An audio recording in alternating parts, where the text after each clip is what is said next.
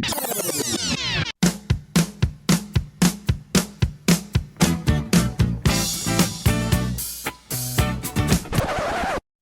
Soul. The Old Soul. The Old Soul Club podcast. Hey, what's up, everybody? This your man, L-Boogie. Welcome to the Old Soul Club podcast. Hey, I'm here with my main man, the Pope of Soul. What's up, Phil? In excelsis. I know you remember your Latin from all that classical training you had. In excelsis Deo. That means the highest of wonderful days. That's what we're having. The highest of wonderful days, man. Okay. All right, bro. I see every week. Had to remember that phonetically. Yes, every week. Phonetically? Phonetically. In excelsis Deo. Did you say eggshells? Yeah, I had to. That's the only way I can remember it. In the eggshells? Hey, that's what the choir director told all of us black folk. Hey, just think about it like this. In eggshells. That is hilarious, man. And quite memorable at the same time. Yeah. Well, you and I both went through the ranks, as far as schooling, singing, choirs and groups and quartets and dare I say classically trained vocal. Yeah, man. I used to absolutely love singing in the choir at school, man, and doing the ensembles and the magical groups, man, and going to the competitions. I received a superior recital when I went to competition, bro. Yeah, it was I'm not surprised. Now this is in Illinois. Yes, Chicago, Illinois, man. Farragut High School, man. We had the #1 choir in the state of Illinois at one point, under the direction of Miss Constance Dubose, who was my favorite teacher in the whole world. Doesn't always turn out to be that way. She saved my life, man. She really did.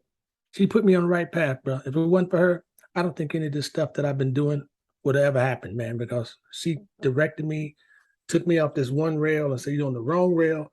Let me put you on the right rail. Now you can go down this track. And you know how you hem and hum and you defy. And next thing you know, man, she run away from your destiny. Right. And she was look here. Now I got so much respect for her, but in the high school, she was a looker. As they call as they say back in the old days. That's okay. We're old enough. You can say it now. She was a looker, man. We loved Constance Dubose. Man. And she was an incredible, just incredible lady, man. Just incredible, just incredible teacher. She did so much, man, to help the students at Farragut High School, which is not Farragut Academy in Chicago, but back then it was Farragut High School. Step up. Yeah, we went to Vienna, Austria to represent the U.S. in the inauguration of the new UN building at that time in Vienna, Austria in 1979. Right on. Yes. That's the same year Jesse Jackson slapped me in the back of the head. Wait a minute. Yes. You got a dead serious look on your face. Yes, Jesse Jackson slapped me in the back of the head. Yeah. Jesse Jackson slapped you in the back of the head. Yeah, we sang at Operation Push in Chicago. Remember that? Somebody. Yeah. Jesse Jackson, man, we sang at Operation Push to help raise some money, right, for the choir to go to Europe. Yeah. And we sang a song by the Hawkins family. See. Called I'm Going Away. Uh-huh. And Derek Houston sang the first half. And then when they got to the part where they stretch out, that's when I came in and started singing. Uh-huh. And next thing I know, I was singing, and Jesse Jackson walked up behind me and slapped me in the back of the head and said, "Sing, boy!" Now it all makes sense. Yes. That makes sense. In our culture, that is one of the highest compliments. That's the highest compliment. Either that or get some shoes thrown at you. Get some shoes thrown at you. Yeah. And I have a story about that too, bro. I have a story about that. But let me finish this. So we sang that, right? Right. And we raised the money from that, man, from just that performance. We were on TV on the news. And we got to go to Europe, man. We had these, oh my God. Oh man, you got to see it, man. We had these powder blue I'm not surprised. powder I, blue I'm not tuxedos, surprised, man. right? Oh, we got to stop right there because I got to tell you my story. So they caught me a little bit earlier, I guess, because between that Louisiana, New Jersey, Houston connection, they were like, you know what, 6th grade, we need to go on ahead and put you in the, back then they called it the Glee Club. Right. Need to go on ahead and put you in the Glee Club. And then junior high was when I started playing drums and trumpet. And then I went on to the high school for performing and visual arts. Right. And I was also in a citywide all boys choir. It was sort of like the boys choir of Harlem. They were called the Singing Boys of Houston. Yes. Borderline corny, but wonderful experience, right? Yes.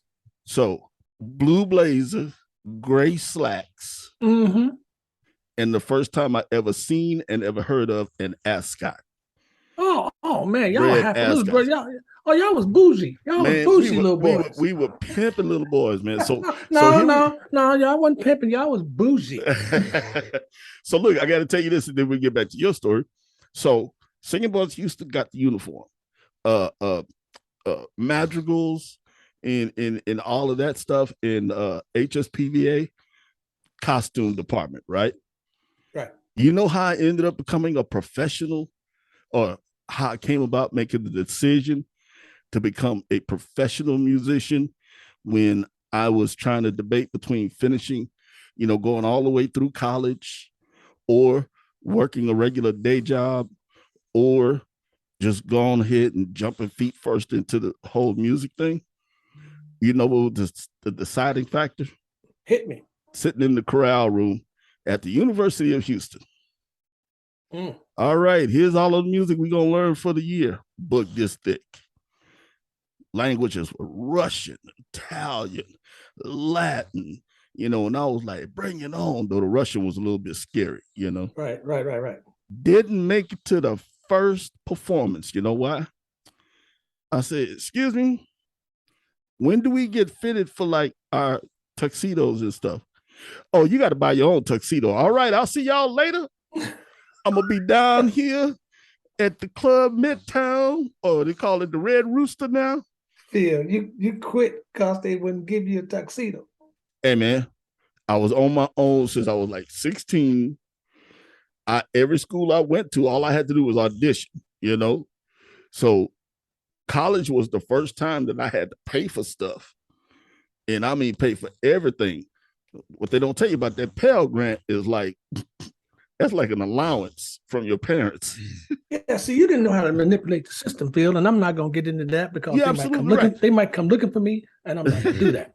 Absolutely right. But yeah, the decision was made because I had to buy my own tux, and I couldn't afford it. But here we are years later, and you still don't have a tux. Yeah, but I got a closet full of clothes. I got show shirts. I got beach wear. I got a nice high quality leather jacket. Oh my goodness, that's it funny. don't get cold in Texas, but for 2 weekends. But I got this big old leather jacket. Yeah, man. So speaking of that, let me just tell you. So they don't tell you when you move to Florida that you should just get rid of all your winter coats. Just get rid of them. Just get rid of them, Phil. You can't even give them away because homeless people going like, what am I going to do with that? You don't have no shorts or t-shirts, bro, to give me. I don't need a winter coat. Man, I have these winter coats in my closet, Phil, that I don't think I'm ever going to use again, but I can't throw them away. Phil, I bought a electric blue long winter coat, right? When I was in the Temptations, right? Because you got to look the temps, you got to look the part, right? Now that's pimping. Right. So when I bought it, it had fake fur on the collar. First of all, I couldn't afford the real fur. So it had fake fur, man. But you got to, hey man, you got to be in it till you can win it, right? Yeah, exactly. So, So the lead, the Peter people appreciated it. I don't know if I told you this story, but the lead singer of the Four Tops saw me with that jacket and said, "Hey man, that's a nice coat, man, but that fake fur got to go." I said, "How you know it's fake?" He said, "Man, look at it." Yeah. And it was detachable, Phil. It was detachable Oh. fake, right? So he said, hey man, look, give me the collar. Give me the collar. I'm gonna take it to my man in Detroit. He gonna make you a real mink collar out of this and send it right back to you. Ooh, And he man. did. He took the fake collar because it came off. You know, it was on those little things that snapped on the butt. I Yeah. gave it to him. He took it to his man in Detroit. My man made a full mink collar to go on the coat and gave me a Russian mink hat to go with it, Phil. And man, when I got that back, I moved to Florida. I ain't wore it yet. Man. It's just in the closet, covered up. I keep it at a certain temperature because, you know, if you don't keep mink at a certain temperature, man, it'll start, you know, falling off, ratting out on you. Oh, so that's okay. That's why they all of the storage places that I've stored my stuff at, they're like, yeah, man, we store wine, coats, you know, it's like coats. Right. Because you got to keep mink and furs. And I hope the fur and mink people don't come get after me. But look, I just have a collar. I don't have a full coat. I did not do anything to this particular animal. So when you have just a little fur on, they don't throw red paint on you. They just take a little marinara sauce. Well, I'm telling you what, and just put it on your sleeve. Let me just tell you like this. You can throw it on me, but you ain't gonna like the comeback. Watch out there, Chicago. Right. Watch out, Chicago. Hey, I'm like the comedians now. You can run up here if you want to. You know? Chitty, bang, bang. Watch out there, Chicago. Hey, man. Yeah. Hey, man, where do you happen to know where Nichelle Nichols was from? Hey, man, I don't know where Nichelle Nichols. She's from the other dimension. And she's from places beyond where you can't go. Oh, yeah, that's right. Where no man had gone before. She's from where no man has gone before. And Lord willing and blessed her that she's gone back. My bad, man. My bad. Come on, man. My bad, man. Oh, yeah, man. She's gone where no man has gone before and returned, I should say. Yeah. You know, so, oh, man, what an inspiration, man, to Black women and people of color, man. You know, she was the first Black woman to have an interracial kiss on TV. Yes, sir. Between her and Captain Kirk. Yes, sir. And if you look at it real closely, she turned her head and said, "Don't kiss me no more, man. I'm just kidding. I'm just kidding, man. I'm just kidding. God bless her heart, man. Rest in peace. Rest in peace. Also, my man, bro, Bill Russell. Oh, Bill Russell, man. Wow, we lost Bill Russell also, man. Same day, I think. Same day or same weekend. That was incredible, man. Two giants in their industry. Yeah. You know, wow. Bill Russell, Big Bill, you know. And then on the flip side of that, because you're always finding the soul in everybody in every genre, Olivia Newton-John. Let's get physical. I want to get physical. Let me hear your body. Let me hear your body talk. Yeah, man. Hey. I was telling my physical therapist, like, I'm gonna hit my boy with this one. He probably didn't think about it when we may have mentioned it earlier. Xanadu. Yeah, man. Olivia Newton-John, baby. Yeah, Olivia Newton-John. There's a story behind that, man, but I won't say anything. You know, it involved Tower Power, but I'm gonna keep it on the up and up. So. Okay. Yeah, man. After last. Wait a minute. Uh-oh. Bill, you know what that taste is? You know what that taste is? Hold on. Listen. That sounds like that smooth roast. Soulful roast, ladies and gentlemen. Our official sponsor of the Old Soul Podcast, Larry Bragg's Coffee. That smooth, soulful roast. Got my voice back, Bill. I hear.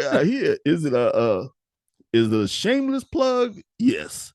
But is it good coffee? Yes. Yes, it is. This shameless plug. Hey, look, you can always come aboard and be a sponsor on the Old Soul Club podcast. Just send us an email at oldsoulclub@gmail.com. And we'll give you a plug, man. You know, send us some of your products and we'll check them out and see what see what it's about. Now, don't send. Hey, look, don't send us no junk. Right? Don't send us no junk. These days, man, I think everybody takes their products seriously because you know we would talk about your product if it's terrible. We talk about it, man.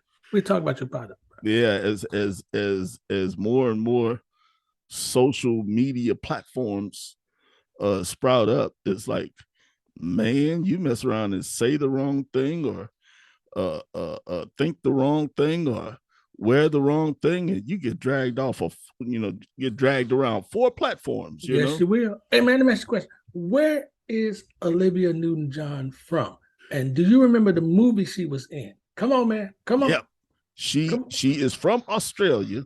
Bam. There you go. Bam. That's one. And the movie she was in, come on, after Grease, she reunited with John Travolta in Two of a Kind. Man. And I did not Wikipedia that.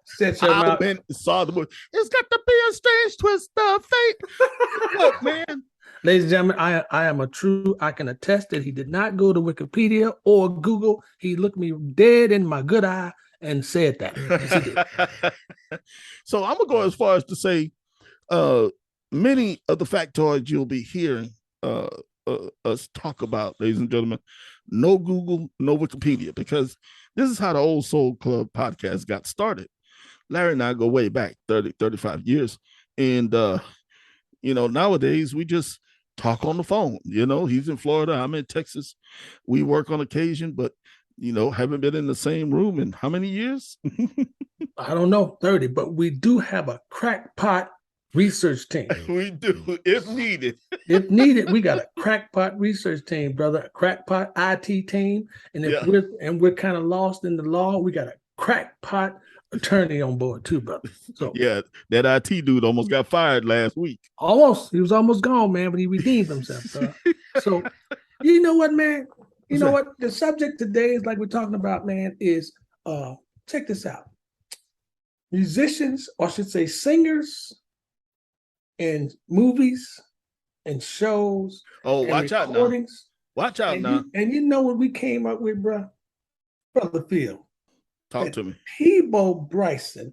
The king. Is the king pimp. He's the king pimp, Phil. Of duets. That's my man. Of movie duets. Well, he's the king of duets. He's the king of duets. Peabo has done over 25 duets with different women. He is a king pimp of duets, Phil. This isn't a feature. We're not talking about a guest. No, we're talking him and Roberta. Go ahead. Him and Rashida. Him and Angela Bofield, my girl. Regina Bell. Oh, yeah. Yeah. Look, Regina Bell. Yeah. I mean. And that singing white woman, Celine Dion. Oh, sure did. He sure did. Boy, he went toe to toe with the voice from Canada. The Canadian swang woman. Hey man, look here. She always patting her chest. She's real dramatic. No, that's Celine Dion, man, but she the bomb. Hey, man. She can flat out sing now. She flat out sing. When you just feel it, man, you do strange stuff. I once almost broke the stool I was sitting on because I got happy in church. But here's the thing. Another one to add to the highest of compliments is when you're playing in church. And there I was with our dear friend Yogi Musgrove. We had just started playing and boy, it got good. In the back, this is what you heard. Woo! And all you could see was this black lady grabbed up. Well, of course she was black, but you saw this lady grabbed her purse and walked out the door. And we hadn't seen her since. Yeah, too much offering. Offering was too much. Can't pay that, Mr. Preacher. I cannot pay that. I'm leaving. Thank you. Good night. That cover charge is a mother. Right. Now, who else Peabo sang with, man? Peabo, see, Roberta Flack, Gina Bell, Patty Austin, Shaka Khan, Shaka Khan, Celine Dion. Who else? Come on, man. He did like 25. I know. A lot of those were repeats. Yeah. Do we not count them? don't count you can count the repeats, but he still did 25 with 25 different women, I think. Yeah, you're right about that. Yep. Yeah, I mean, People was the king pimp of duets, you know. Yep, you're right about that. Oh, wait. Disney movies. There was Celine Dion. We said that. And who did he do A Whole New World with? That was Regina Bell. From Aladdin. Okay, Regina Bell. Okay. Yeah, those are like number one. Those two right there put him at the top, you know. You know? Stephanie Mills. Stephanie Mills, yeah. Right? Yeah. Stephanie Mills, man. And I'm gonna tell you right now, that wasn't on Wikipedia. No. And then after him, it was Phil Perry. He was another duet king, you know. If no, I say Phil is the guest appearance king on everybody's record, because everybody got Phil Perry on their record, man. It's Phil Perry on everybody's record. I mean, everybody, man. Don Grusin, Dave Grusin, two totally different, but Kenny G, Najee, George Duke, yeah, Herbie Hancock, yeah, Phil Perry, man, on everything. Just you need to sing the Phil, man. Phil Perry was Phil Perry in a whole nother category, man. You need to sing a call Phil Perry. He is a singing fool, man. Now let me ask you this: do you know him? Do you think you can get him on the pot? Yeah, I know Phil. Phil's crazy, man. Phil Perry crazy, man. He's hilarious, man. Oh yeah, yeah. He calls me that boy that sang all them songs that Lenny Williams did. He's hilarious, man. Hilarious, great guy, man. I remember when he got sick for a little while, and the rumor was going around Phil Perry's dead. You know, they kill us all at some point on the internet. Some point. Hey, man, they tried to kill me. Yeah, they killed me off also, you know. But I heard a rumor that Phil Perry had a pacemaker put in, you know, but and then the pacemaker was defective. And it was shocking him while he was on stage singing, you know. I'm like, how could this be? So I got to hold on, man. When we get shocked by the odd microphone that's not grounded right, that'll piss you off. But in the chest, dog. Yeah, like 30 times during the show, the microphone was, he was getting shocked. I'm like, how do you sing being shocked during your show? So I got to clarify that with the IT department. I mean, the research department. Yeah, I got to have them call Phil and make sure that is the way that it's supposed to be. I don't. Yeah. That story is hilarious to me, but I know now he doesn't use any more wireless microphones, as far as I know. So did they have to put in a new pacemaker? I think so. So do you get to sue people for giving you a defective ass pacemaker that's shocking you when it's not supposed to?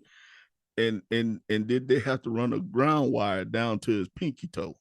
See, you didn't quit playing and go on the metal. See, that's what's wrong with you. Oh man, I'm sorry, Mr. Perry. I'm sorry, Uncle Phil. I'm sorry, Uncle Phil, man. Now don't call him Uncle Phil. That's that dude off the Fresh Prince. You can't do that. Oh man. Music come a long ways, man. Music has come a long way, bro. In the years and the decades and the duets. You don't hear about duets like that anymore, man. Yeah. I mean, people ran the whole gauntlet with all the duets he did. I don't think you can do another duet now because Peabo done them all. Right. There's nobody left. That's the challenge. All of you club members out there. Tony Bennett tried to catch up, but he couldn't. He was just finding people to do duets with, man. He was just finding anybody at all trying to catch Peabo Bryson's record of the duets, Yeah, but, Tony Bennett is like, 190? Wait a minute, somebody did speaking. Natalie Cole. Was it Peabo or was it Phil Perry that did duets with Natalie Cole? Probably both of them. Who knows? I got to search it. Hold on. Hey, Michael, could you check on that for us, man? Since you're on the research team, I mean, being that you are the research team. Thank you very much. All right. So we'll check on that, man. We'll have Michael check that out. Yeah, man. So it's amazing. Like, Tony Bennett's like 192, something like that. Yeah. And he's been doing duets with everything, man. like you said, people did, people they ran out of all of the good duets. So Let me ask you a question. Tony just had to kind of, This is gonna sound bad, but it's just a question. That's okay if it sounds real bad. We can have Michael edit it out. Did Tony do any duets with Black people? That is a good question. I'm just asking. Michael. Find that out for us, Mike. Check out the duets with Tony Bennett. Because lately, don't go back to what Sammy Davis Jr. Don't go back there. Come up, through the centuries from the 2000s up. All right, because he did all those duets with all these new people, So Pink, Michael Bublé, Lady Gaga, all them folks. See, that one was huge. Yeah. See if any Black people's on there. I'm just curious. I just want to know. It's not anything. It ain't a we against them. Yeah, I just want to know. I'm just curious. What you think, Phil? Well, does Amy Winehouse count? She was kind of Black. You see, I didn't answer that question. Yeah, I see. Not only did I see that you didn't answer that question. What is wrong with you? I don't want Tony Bennett to go down in history as not having sang a duet with anybody Black. Except for Sammy Davis Jr. and probably Ella Fitzgerald. But those are way back then. That was way back then. I'm talking about now. Now. Yeah. Because back then, you had Pearl Bailey. These are singers from the back, man. I just can't know mind. Pearl Bailey. My favorite jazz singer? One of them is Diane Reeves. Ooh, yes, sir. Ooh, here's a question. Okay, Diane Reeves. But yeah, we're gonna let you go. Can you tell the difference in voice between Dinah Washington and Nancy Wilson? Because Nancy Wilson is my favorite, but I get fooled when I hear Dinah Washington, and I'm like, that sounds wonderful too. Nancy Wilson and Dinah Washington. We're asking each other a lot of questions, man. Maybe we should just give some answers. Wilson. That's a tough one, man. It's hard to distinguish those two apart. But if you really want to, if out there, I had a hard time talking today. But you left Diane Reeves just hanging out there, bro. No, go ahead, Diane Reeves. Man. You left hanging out there. Your favorite singer. Yeah. And she's my favorite singer, man. Diane Reeves. I heard her voice. I was like, ooh, Ella's still like right up there. Ella is like the bomb. You can't. Nobody scats like Ella. Nobody does the stuff Ella did back in the day, and she was self-taught. Nobody does the stuff that Ella does. But Diane Reeves, I just loved her voice, man. It just kind of like grabbed me when I first heard it. Also, what's the girl that plays piano? Diana Kroll. Oh, Diana Kroll. Kroll, yeah. I love the way she plays piano and sings. She just has a cool little. She has a cool vibe when she sings. She reminds me of the vibe, like a female vibe, and people going like, "Hey, this is just my opinion." She has a female vibe of playing and singing like Nat King Cole. Not that she is, but she has that kind of vibe where she's playing. I almost said playing with herself. When she's playing the piano and accompanying herself and singing, she has that kind of tool in her bag where it's like, okay, that's really cool that she can do that. And that's kind of reminding me of what Nat used to do. Nat was the king of that, right? I agree with you wholeheartedly because she seems to do it so effortlessly. I love her voice.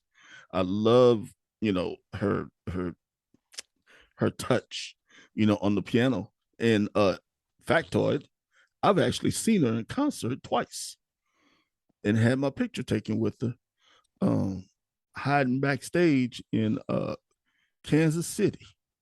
Mm-hmm. You know how when concerts over, people stand towards the front of the stage. Maybe I can get an autograph or catch a glimpse. Well, I noticed when I was walking into the theater that the stage door was off to the side of the building. And when I went outside and round the corner, I saw a tour bus right across from the door. So I posted up right there. Mm-hmm. Oh, and nice enough, a security guard was nice enough to, be sitting there, get on the radio and say how much longer they're going to be, So by the time they came out, it was only about 2 or 3 people out there. But so Diana and the band came out, and all the other people that had the pictures taken left. So I handed the camera to the bass player, who was a brother, and it was Christian McBride. Oh, that. And I said, would you mind taking a picture of us? And he said, yeah, no, I don't mind. It's just, I ain't, done nothing but just play bass, for the last 2 hours. Right. Yeah. So you ain't got nothing else to do. I ain't got nothing else to do. I can do you one. I can do you one better than that. Please do. I'm in Seattle at Jazz Alley. Drinking coffee. Demetrius Jazz Alley in Seattle. Uh-huh. And we were playing the next night, but on the stage that night was Eartha Kitt. And after the show, it was in between shows. They said, "Hey Larry, would you like to meet?" I said, "Man, can I meet Eartha Kitt?" She's in the dressing room. Let me check. Let me ask her tour manager. So they said, "Wait a minute." She said, "Just give her a minute." So, dude, I go in the dressing room, and Eartha Kitt, with her just elegant, sophisticated self, we talking Catwoman, bro, right? We talking Eartha Kitt, Lady Eleanor, Lady Eleanor, bro. She is perched up on this director's kind of chair, and it's high up, right? No way. And I walk in, and she's sitting there with her legs crossed, and she's just sitting there just looking like the queen, right? Oh. And I said, "Miss Kitt, how you doing?" She says, "Hello, darling." Dude, I just, man. You're right. You win. I talked to Eartha Kitt, man. I was like, "Oh my God, it's Eartha Kitt." Oh, she says, "Hello, darling." I was like, dude, I was beside myself, man. You win, man. You win. Dude, I couldn't even talk. I think I said I couldn't even remember my name. I was like Martin in life. Claude. Marcus. Oh man. Dude, she looked so beautiful. I bet she was elegant, man. Sitting there in that chair, man. And I was like, wow. I bet you that dressing room was decked out. Right. And my dumb ass was so elated and just overwhelmed. I forgot to get a photo. I was in shock. Yeah, been there, done that. I know exactly what you're saying. Right, man. So it was amazing, dude. It was amazing. And so the other time we were in Minneapolis, and I can't think of oh my God, what's her name? Sings jazz. At one point, she had a bald head. Current or old school? Current. Yeah, she's still alive now singing. Rochelle Farrell? No, not Rochelle Farrell. This is an older singer, but jazz singer. I can't think of her name. Cut her hair. It was bald. Her hair, she was completely bald. Mm-hmm. Right? I don't know if she's going through something, but or not. But she was completely. But she's a jazz singer. Okay. I can't think of her name. Forgive me, man. But she was sitting at. We were playing this club in Minneapolis, and she was at the gig, and she was sitting upstairs. And somebody said, "Hey, man, so-and-so meet you." So I went upstairs. She was sitting there. I was like, "Oh, my God." And I sit down and talk to her, and it was so cool, man. She was so nice. And I can't think of her name, and I need to be kicked in the head for not remembering the singer's name.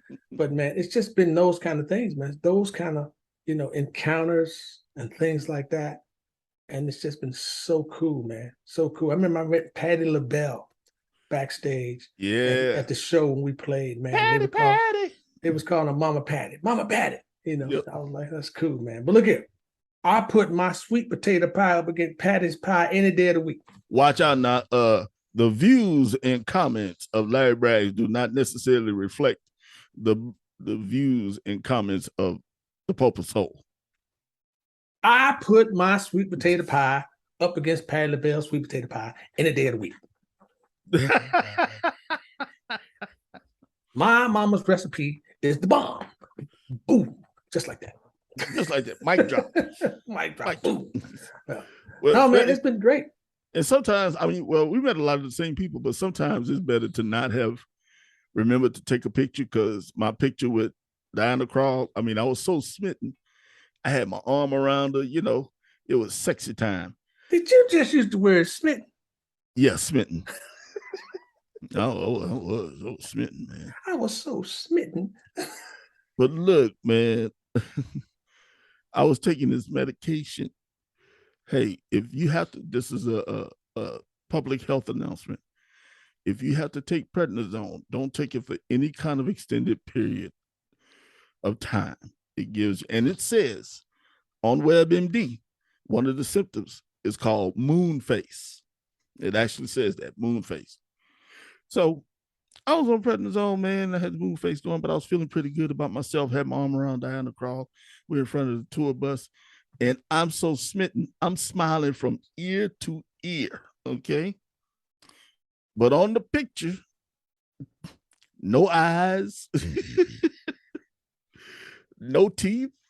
I look like hair, fuzzy hair. I look like, you remember Monchi-Cheese?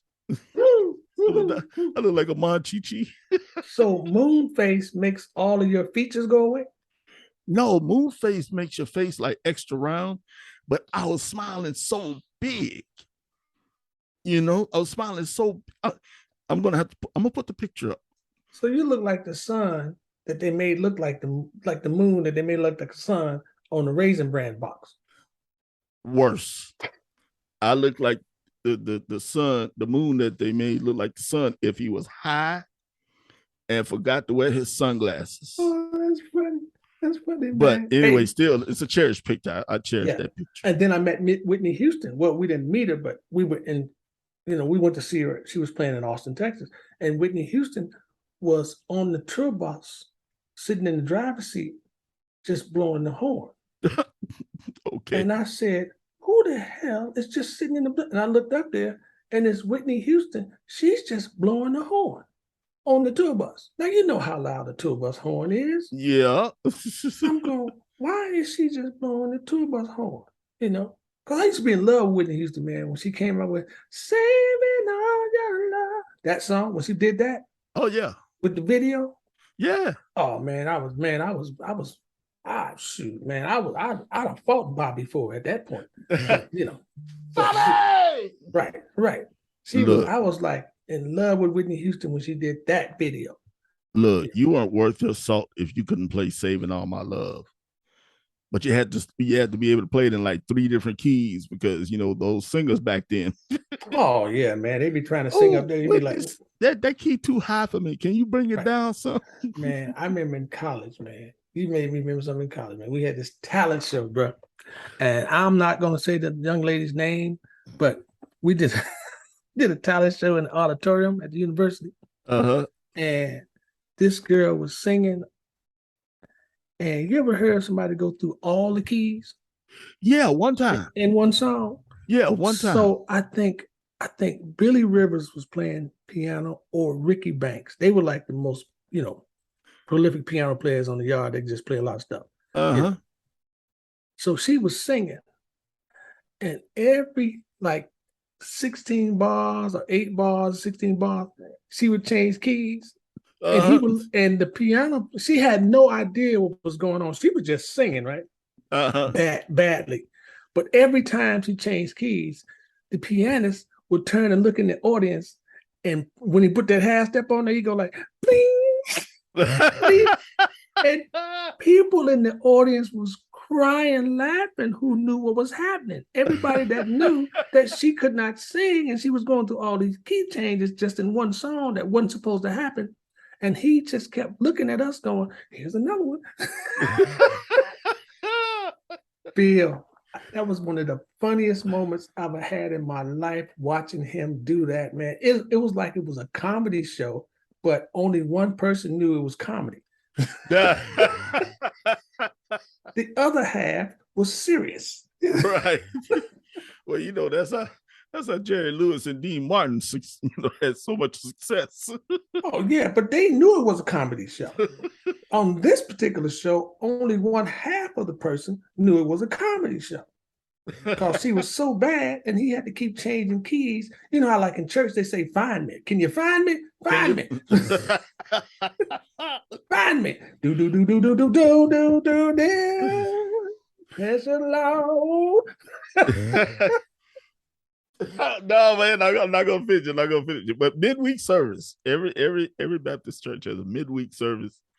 And if enough people don't show up, then that elder saint that sits in the middle, every time in that middle pew, will go ahead and start the devotional. Yeah, gotta find her. Well, maybe man. I should say chase her. I was at a church here in Florida, man, and I'm talking about real church. Okay. Not these mega churches with, like no, bro, I'm talking about real church. I'm talking about church when they said that the mass choir is coming in. I want y'all to stand up, and only 10 people come through. Right. And I'm looking for the rest of the mass choir. I'm like, where's the rest? Did the choir like get lost? Where's the rest of this mass choir? And it's 10 people, right? And so then the deacons are doing this, devotional, right? Because they don't have devotional in churches now, man. But this was a real church. They had a devotion. Yes, sir. And I was sitting like in the second pew, and it was a little church. But, you were nice one pew away from deaconhood, man. Why don't you just go on ahead and jump up one seat?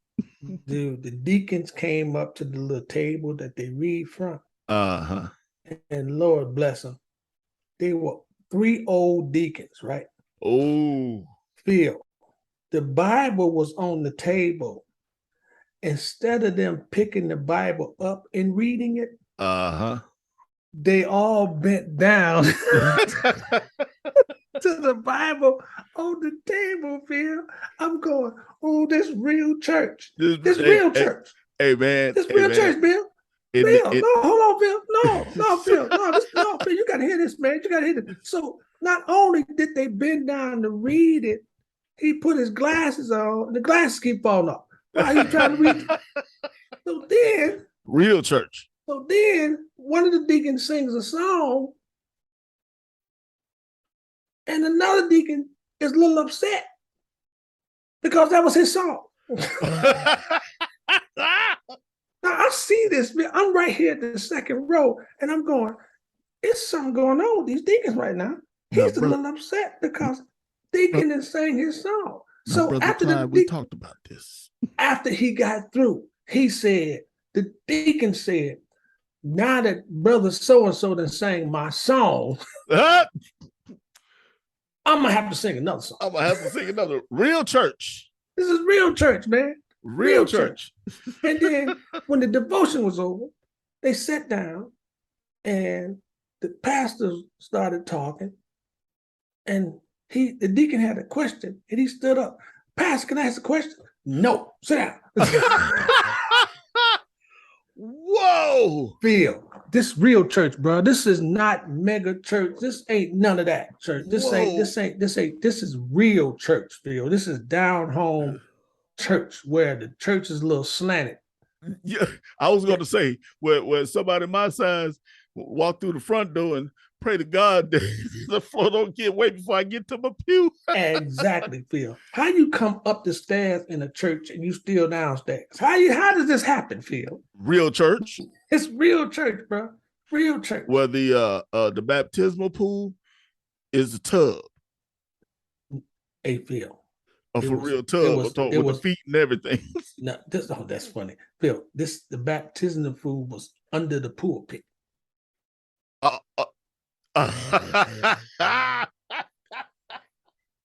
What you talking about? What you talking about, Phil? This real church, man. Real church. Right. And the mass choir does 2 selections, but one of them is the song coming in. That ain't included in the 2 selections. You talking about the 3 sopranos, the 3 altos, the 3 tenors, and that one brother that sings bass? No, bro. No. That's no. You gave them too much credit, Phil. My bad. We talking just old women and 2 dudes. And they got the hype man lady who is saying, y'all better get it up for the mass choir. Give it up. Get on your feet for the mass choir. Y'all better put your hands together for the mass choir. And Phil, I'm steady looking behind me going, the hype lady. Where is the rest of this mass choir? It's 10 people up here. Oh man, you talking about good church, man? That's good. That's down home church, right? That's good. That's good down home church. Boy. Yeah, man, that was a good time, bro. Man, I forgot we was talking about. You know what? We're gonna get to it. We're gonna get to it. But something just brought me to that, man. It just brought me to that, brother. I'd like to say hello to my Mount Zion Baptist Missionary Baptist Church family. Mount Zion Baptist Church on the east side of Austin, Texas. Want to say hey to y'all. If you're listening to the Old Soul Club podcast, then that means it's Tuesday. You done made it through Monday. And hopefully you started your day with some Larry Bragg's coffee. That smooth soul roast. Hey, man, I gotta we gotta get some people. Hey, look, you can get that coffee also while we're doing this shameless plug. Oh, yeah, that's right. At concerts.cafe.com. That's concerts with an S .cafe.com and get Larry Bragg's coffee, smooth soulful roast. You can get it, man. You can get it in decaf or you can get it in regular. I suggest the regular so that you can be very, very hyped of the morning. I'm going to get the regular, and if you don't mind, I'm going to mix it with a little bit of Bootzilla Espresso. Hey, look, man, don't be putting my coffee in there with Bootsy. Ain't no telling what gonna happen if you drink that coffee. Don't do that. No. Don't do that. Don't do that. Hey, man. Also, I want to tell people, hey, man, the Most of the Music Foundation is really doing a lot, man. We're working on scholarships for kids. We're doing that. So if you know a young man in need or a young lady that's in need of, help, man, just, write us at, Most City Music Foundation at gmail.com. We love to try to help you out with a student that's going off to college that has good grades, not somebody that's just barely making it in there. No, just kidding. Just kidding, man. But someone who is on their way to college and they need a little help, write us, man, and see if we can help you out. Also, the Larry Bragg Jazz Soul Orchestra, man, it's going to be kicking off here sometime in the fall. So look for that, man. We are doing some great things. I got a single coming out, Phil, and I'm just waiting on that to be finished. We're in the process of still getting that together, man. I know it's taking a little while, but the special guests, we gotta wait for them to finish up. So it's a lot of great things happening, man. A lot of great things happening, Phil. A lot of great things, man. I'm so excited about things that's going on, brother. So excited. So please look forward to that. Yeah, man. Yeah, man. I'm doing the most, bro. Yeah. Before we get back to music and movies, I just wanted to find out, where is your next big thing that you'll be doing? Gig-wise, concert-wise. I think I'm going to be going back to Colorado, man, here in the next month or so. I think we're going to do another show. We did that show this month, but we had a few hiccups, I think, in the video recording of it. So I think there's going to be another show that we're going to do to try to remedy some of the things that got kind of like, is the word conscrewed or misscrewed or, screwed up? Just say screwed up, in the last show. Corrupted. The file got corrupted. The file got a little corrupt. That's a good politically correct way of putting it. The files from the video got a little corrupted. What really happened, Phil? We lost some of the audio. Yeah. See, you try not, Yeah, But just put the point on it means that somebody screwed but up. the recording, man, is going to be great. And Phil, I had to let people know that I just got my brand new Watch out now. WA-8000 warm audio microphone to record this stuff on, man. I'm gonna tell you, man, warm audio, woo, they're the bomb. You know, Phil, I have been, you and I have been recording on the WA Junior 47.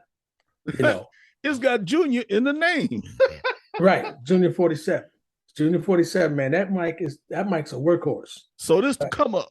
But I stepped up because, you know, I'm a warm artist. I stepped up to the new 8000, man. And, you know, it's the remake of the Sony mic that cost about $25,000. Remember the Sony mic, studio mic that everybody uses, all of the hip hop guys and Oh yeah, I know exactly what all the rappers, they love that Sony. But that mic's about $25,000. You know, you want to buy one of those, go ahead and get you one. But the warm audio is a copy of that because they found some of the same tubes and they have reinvented that microphone at a fraction of the cost, man. And it is the bomb, dude. Warm audio, WA-8000, man. Amazing. The microphone is only like, if you go purchase it, it's like $1,200. Well, right on, man, because I know I love the sound of the one that you have been using. Oh, Phil, wait till you hear this one, man. It's like, whoa.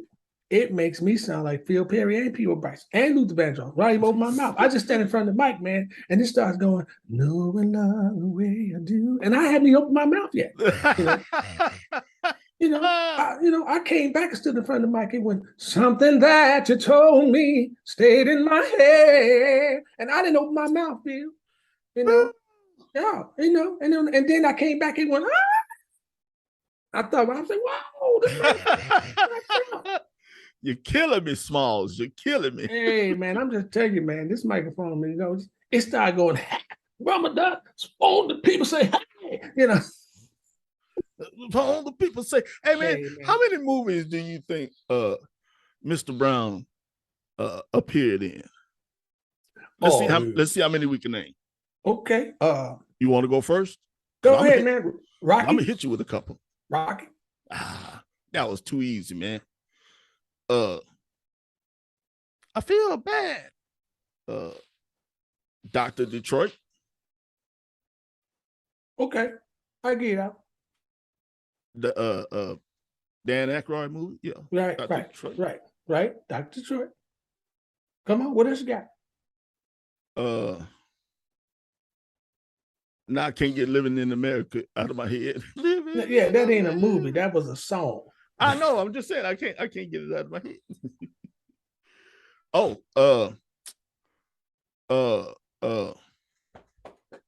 It's coming to me. Come on. It's only an hour show. Undercover Brother. It's funny. Yeah, he was in that. Yes. If you want to see a funny parody of James Brown, look up the Smooth Jazz Cruise, Living to America, live on the ship. And I did Living in America. I put on the silver jacket. I had on the James Brown wig. What? And I came down the stairs, and Jonathan Butler had on some traditional African garb. And I was singing Live to America, and he and I started doing a vocal battle, and he's wearing this African stuff, and I'm dressed as James Brown. Dude, it's hilarious. If you can find that, I'm going to look it up. On Facebook or YouTube somewhere, it's worth the watch, man. It is hilarious, man. It's hilarious. If I find it, I'm going to put a snippet of it on here, right here in this section of the podcast. It got so funny that he and I just started laughing at each other at the same time while we was trying to do the song because we look so stupid trying to do James Brown. He's wearing African garb, and I got on these James Brown clothes. Well, kind of James Brown clothes. It was a cheap version of James Brown clothes. But the wig kept falling down. It was hilarious, man. Of course it has to. It's part of the act. Oh my God. It was funny, man. Great. It was great stuff, man. Great stuff. Speaking of Smooth Jazz Cruise, we go back out, man, in January, bro. Really? Yeah, we go back out. First of all, I'm doing a festival with Warren Hill, saxophone player, Warren Uh-huh. Hill in Dominican Republic, Punta Cana, I think that's how you pronounce it. Uh-huh. And Warren Hill has hired every saxophone player on the planet, and then he has me singing.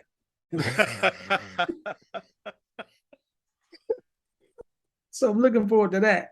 And then we take off and do the smooth jazz cruise, man, because we got to make up some years from, with COVID and all the things that happened in 2021. So we're making up some cruises. So I think we're going to be out like 27 weeks because we got to make up some cruises, from Yeah, from if COVID. anyone out there is interested, look up Smooth Jazz Cruise. Yeah, man. It's a wonderful trip. There's lots of great footage if you want to see what you're in store for. I'm telling you, if you ever go on the smooth jazz cruise, you would never go on a regular cruise again. You would never ever do a regular cruise again because we have so much fun. There's like 30, 35 musicians on the ship, and it's like music almost 24/7. I mean, there's music in the showrooms, there's music in the lounges, there's music in upstairs and the upper deck, what we call the crow's nest, and just all the musicians are just around all the time, and we just have a great time, man. Alonzo Bowden is the ship's comedian, and he just keeps us like on edge and hilarious and funny all the time, man. It's hosted by Marcus Miller and Boney James. Oh man, it's just a great, great, great jazz cruise, man. We just have so much fun. The smooth jazz cruise, bro. If you can get on the cruise, because it's always being sold out and you got to get on the list. But that's going to be in January, February also, right after the Punta Cana festival. And I'm sure they're going to take all of the appropriate precautions to keep everybody man. safe. Yeah, man. Yeah, they will. We know that they are. Hey, listen, people went on another cruise. I heard another famous musician's cruise, and if you didn't pass the COVID test, they just left your ass in whatever country you in. It was musicians left all over Europe, bro. But y'all my ride. Nah, not today. You stay in this room for 10 days, then take your ass home. Because you are not getting on this ship. Yeah, man. Yeah. It was one musician said, it was like one of those movies that was a horror movie when you see somebody one day, and then you don't see them the next day. Be like, hey, where's so-and-so? Oh, man, it got him. That's how it was. You see somebody one day, and the next day, you see a whole nother keyboard player on the gig. Like, who are you? The multiverse. Yeah, man. It was hilarious, bro. It was hilarious. Man, that is hilarious. Yeah. I'm not saying any names because I would never diminish anybody's cruise. But man, just that fact that the musician, and if you knew who this musician was, you would know it was hilarious that he said it.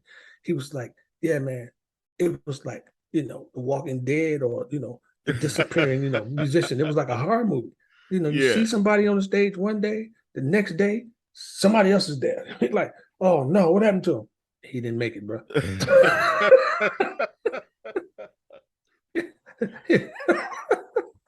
Well, the creature with the black hand got him.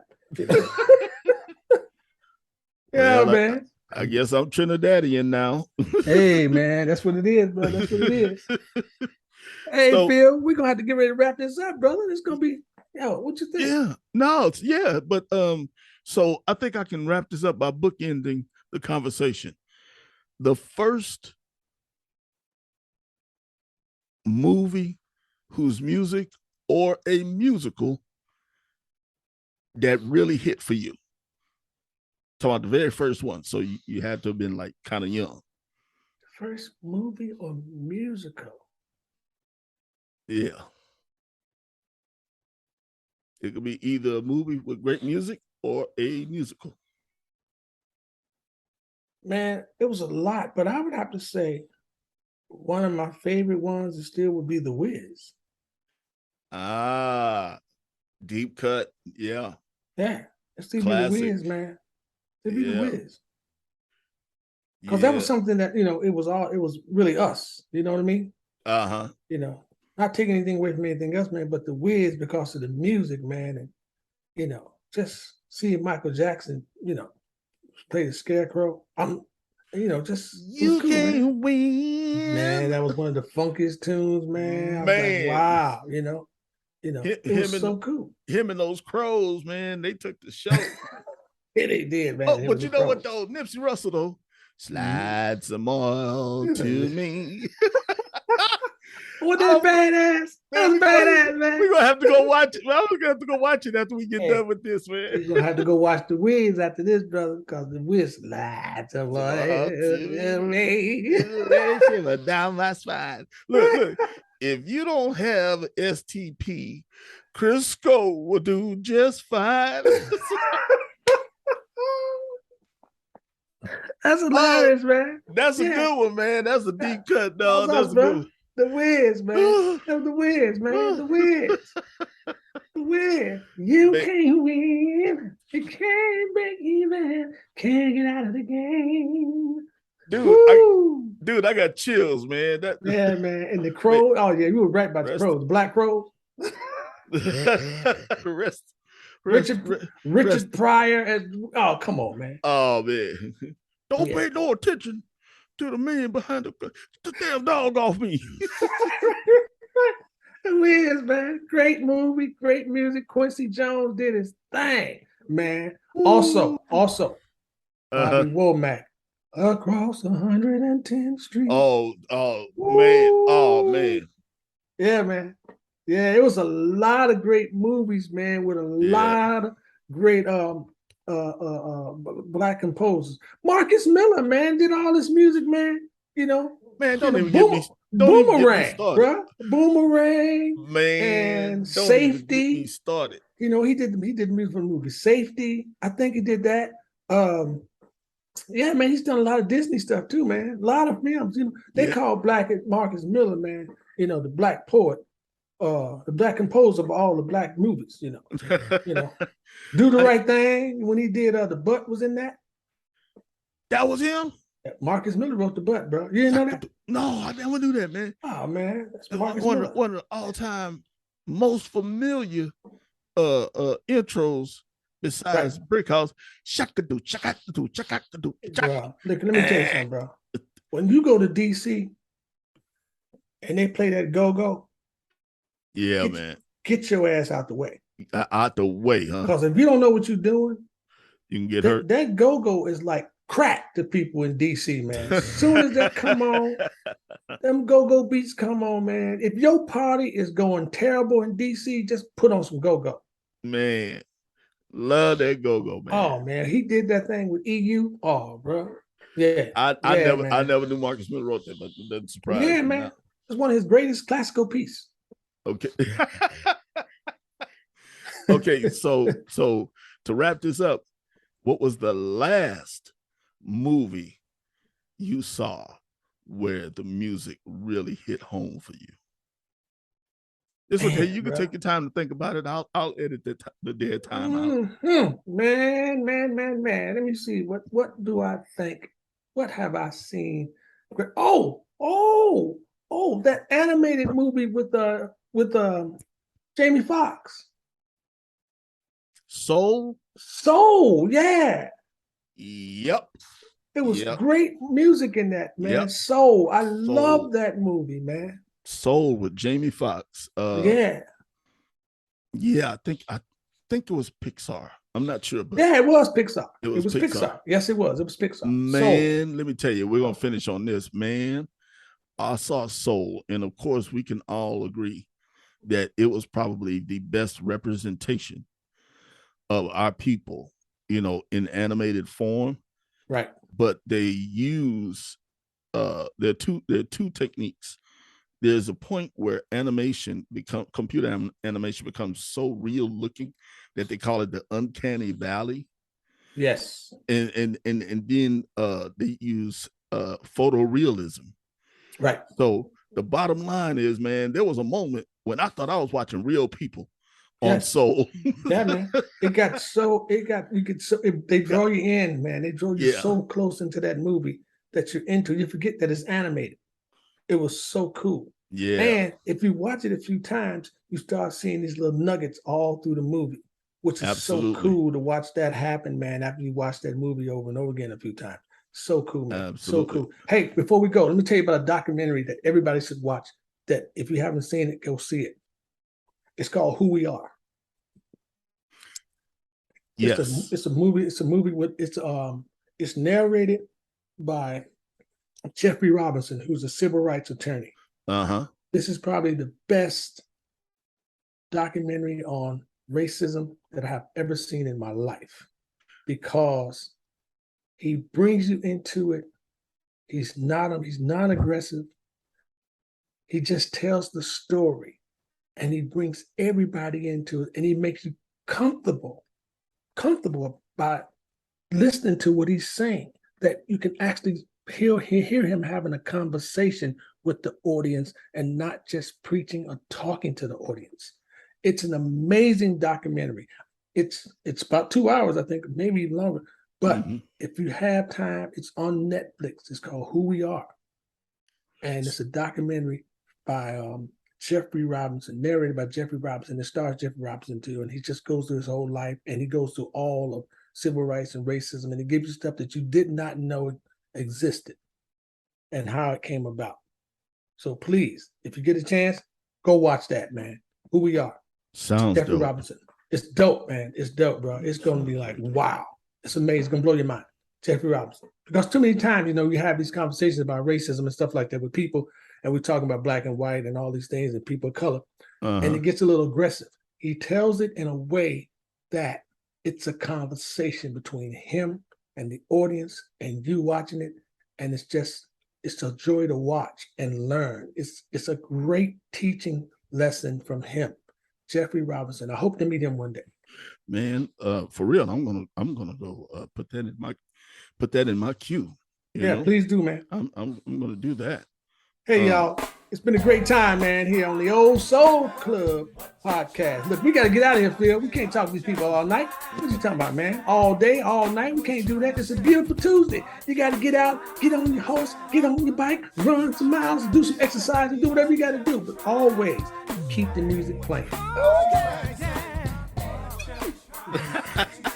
That was pretty good. I like that.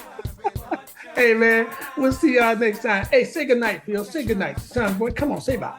Good night, Phil. Good night, John Boy. Say goodbye and ease on down that road. Oh, that was nice, bro. Ease on down the road. Peace. See y'all later on the Old Soul Club. See you next week. Good night, John Boy. Good night, John Boy.